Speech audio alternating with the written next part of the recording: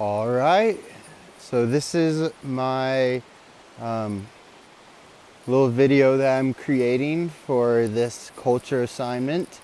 My culture right now doesn't really evolve around too much. It's pretty basic, and that is two things: climbing and slacklining. Slacklining can be taken in many different forms, from park to midlines, which could be said, let's say 80 to 100 feet up. And then you also have high lines, which can be, let's say, anywhere from 200 feet plus above the ground. And I wanted to talk about this because this is a huge part of my life right now. It's something that I focus a lot on. And what better place that I thought that I could talk about it than out on a middle of a line. Here I am. I got this sweet creek below me. This is my other view. This is a line that we rigged up, and it took about a few days, but something that we come out and train on every day. It's super beautiful. This is right in our backyard outside of Quincy. And so why don't I just hop into it. Slacklining is a relatively new sport. It wasn't invented in a typical way I like to think about. It was from climbers in Yosemite Valley, so right in our backyard. They had created, I would say they just tied a rope around two trees and they walked it. And that became the idea of slacklining.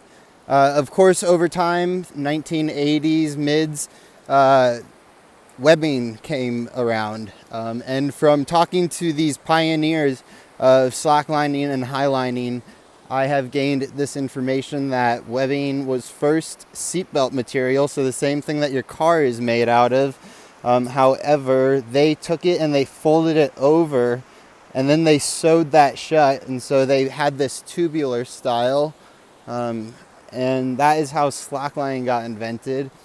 And if we can imagine 1980 Yosemite, there weren't a lot of people interested in rock climbing as it is today. It's pretty mainstream. It's in the Olympics. And if we think about really how,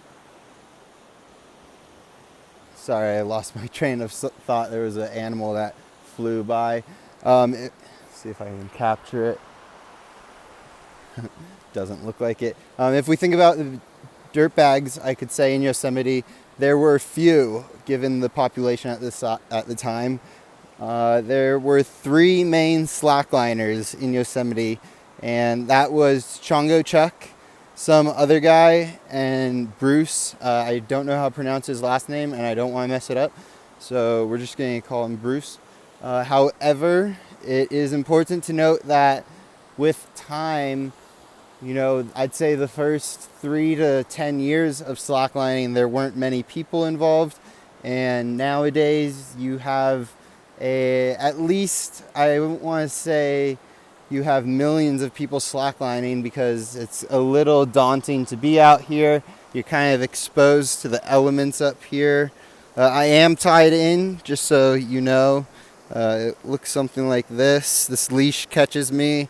The red part's what catches me as well. But one thing that I love about my culture, and this goes for climbing and slacklining, is it gets people out of their comfort zone. I am in a void right now with nothing really around me but this really thin 1-inch webbing. It can hurt at times. It can be daunting to the mind. However, I think it's important to note that without other people around, it would be a very lonesome task, and it might not be as exhilarating and fun. And so I think my culture really revolves around having people around, a support group that I'm not fully reliant on, but that I can look to. Sorry, there's a spider on me. That's crazy. There was a spider out here on my leg. And now it's just webbing down. It's going to web down about 90 feet. Long story short, I love my support group. I love the things that I do, and I hope more people can get into it. We're at the park a lot, so stop by if you see us. We're super friendly and we like to just have fun. All right, cheers.